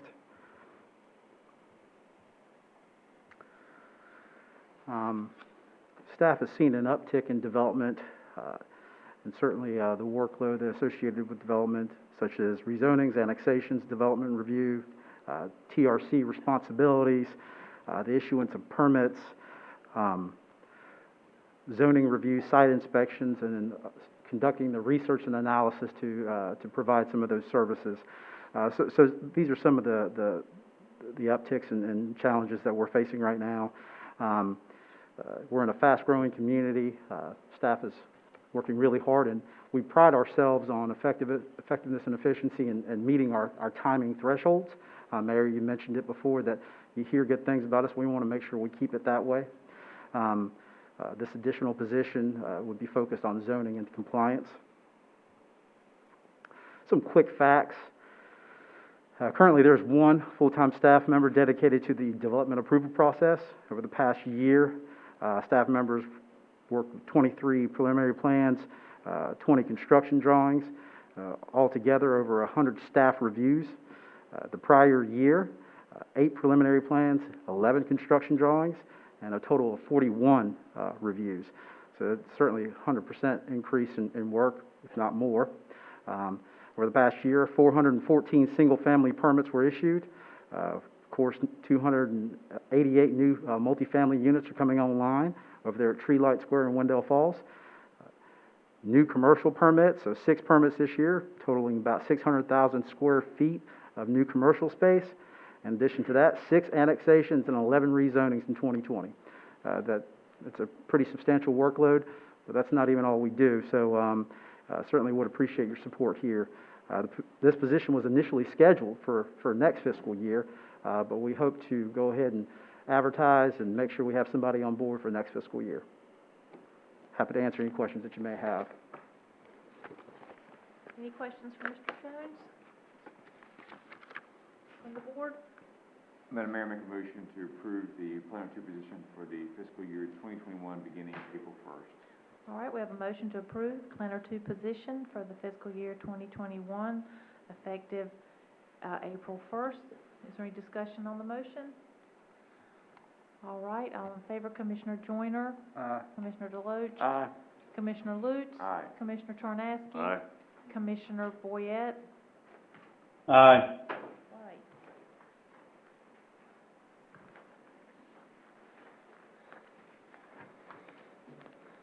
Item 6D is a deed of easement for sanitary sewer purposes on town-owned property located at 0 Lake Glad Road, PIN number 17835536613. Mr. Collins.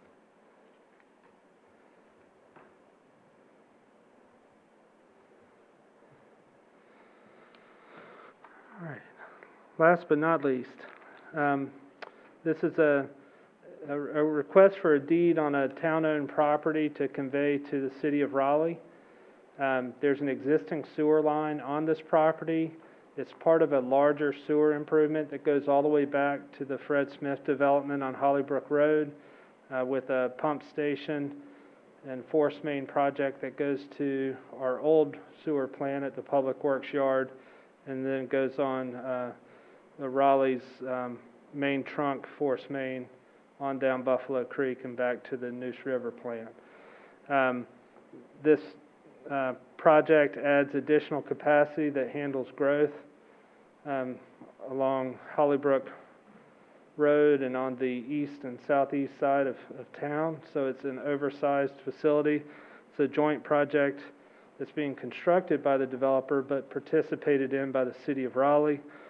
And what this comes down to from the town is, in your packet, there's a map showing the easement and it shows the existing sewer line. When you own the utility and you own the property, you don't deed yourself a utility easement. So this is cleaning up and providing a Raleigh standard easement. The attorney and his staff helped us, as well as the developer's attorney, get language added into the easement to make sure that if we needed to build a greenway or some other access across this, that we could. So we retain our right there.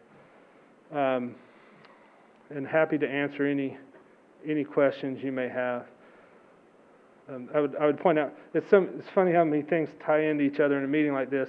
This sewer line would also provide the sewage for the Hollybrook Park neighborhood park site. So everything seems to tie back to that tonight. Any questions from the board? Mark, does this, I had a question about, it appears to be in the line of that southern connector that we had previously discussed, road-wise. I know you just said we secured our ability to use it in the future. Nothing in this easement would prevent a future roadway from going in? Roadway would probably be north of this site. There's an existing pond just to the north and east of this sewer line, and the town property to the south of the sewer line is the old town dump site and floodplain along Buffalo Creek, and so that doesn't lend itself to the road. There's an unbuilt road easement that comes just north of the pond through an existing neighborhood east of a little creek there, and it would connect across that. But yeah, so road crossing should be to the north of that. Thank you. Any other questions from the board? Madam Mayor, I make a motion to approve the deed of easement. We have a motion to approve the deed of easement. Is there any discussion on the motion? All right, all in favor, Commissioner Joyner, Commissioner Deloach, Aye. Commissioner Lutz, Aye. Commissioner Tornaski, Aye. and Commissioner Boyette. Aye. Passes unanimously. Let's move into our other business. Item 7A is update on board committees by town board members. First, Triangle J Board, Council of Governments, Commissioner Deloach. Thank you, Madam Mayor. TJCOG meeting was actually an executive board meeting. They did allow delegates to attend based on the topic, which was the rollout of the COVID vaccine. I did not attend the meeting. It was a virtual meeting. We've received quite a bit of information from the town and staff. So we're currently in Group 3. There's a couple of counties that are beginning to roll out Group 4. So I would encourage folks to continue tuning in. Town's social media has been updating that, but there will be a regular meeting for the entire group next time. Okay, thank you. The Wendell Volunteer Fire Department Board of Directors, Commissioner Joyner. Thank you, Madam Mayor. The Fire Department Board met last Thursday and reviewed Wake County's initial, or at least, I'm sorry, Wake County Fire Services proposed budget. That budget will go from staff proposal to the Fire Commission to the county commissioners. We continue to see growth in the east. I will say that with continued growth is gonna be, just like we've seen all night, we're gonna need continued allocation of resources, we're gonna need continued long-term planning. I will say that, Fire Services does a great job at being ahead on most things. I think there's some things that we can help them with, and getting a little bit more ahead of the curve, for Wendell.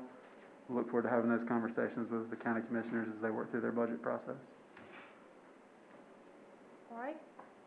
Commissioners' comments, we'll stay with Commissioner Joyner. Thank you, Madam Mayor. If tonight, if you're watching tonight, this is a public primer on why you need to be involved at every facet of everything that you care about all the time. I think our planning director can tell you, and I think he highlighted earlier, things are moving quickly, and they're gonna only get faster from here. In a conversation about the resolution with the manager earlier, he said, we no longer can be in a position of doing this or that. We have to do both and be able to do both at the same time. I am excited about being able to do both at the same time. I'm excited about having professional staff here that is capable of doing both at the same time. I will say to the public, that is going to look like we're doing all the things all at once and in no particular fashion.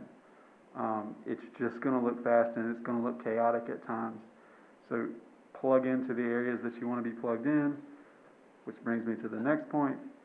You too can be involved in an advisory board. So if there's an area you care about, that process is coming up. Reach out. Town's social media does a great job of putting that information out there for you. But check the website. You're going to need to be involved. And then the other piece that I'll go ahead and get out, we went through a budget retreat. We have a lot of really good ideas. We have a lot of things. I think that you've heard each of us tonight identify this thing that's not in the plan we're currently talking about, that we actually want to see added to the plan that we're currently talking about, and that plan that we're talking about needs to leave 5 minutes ago.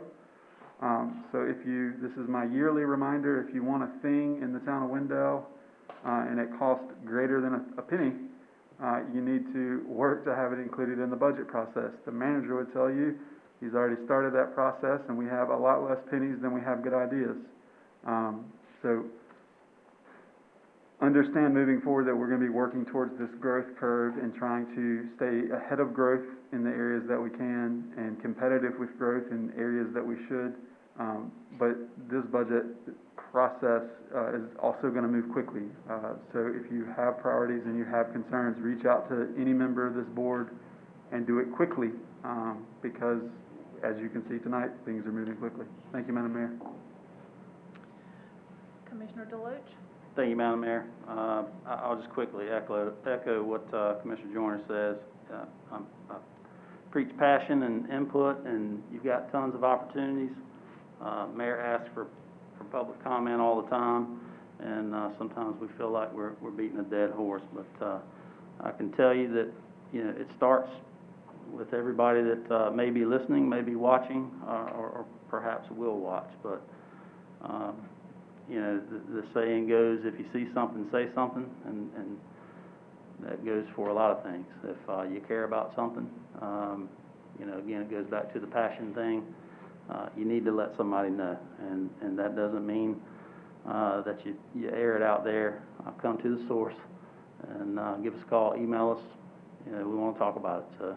We care about you and what you have to say, so please reach out.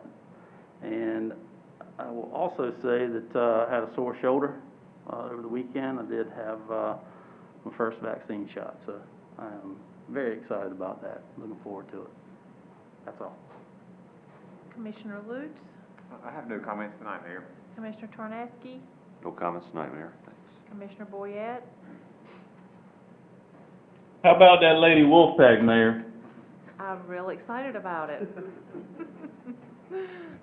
That's all my comments. Of course, they're trying to get cheated out of a #1 seed in the NCAA tournament, but we won't get into all that right now. But I can give you a lot of reasons why they should be. Is that all? Okay, thank you. I actually just had a couple things really quick, and they've already been covered. Keep your eyes open for the opportunity to serve on citizen boards. It's getting to be that time. It'll be on our website or on social media as the time draws nearer. And we are still accepting applications for the farmers market. So, think about it if you're interested in being a vendor at the farmer's market, and that's available to be filled out on the town website as well. That's all. We're adjourned.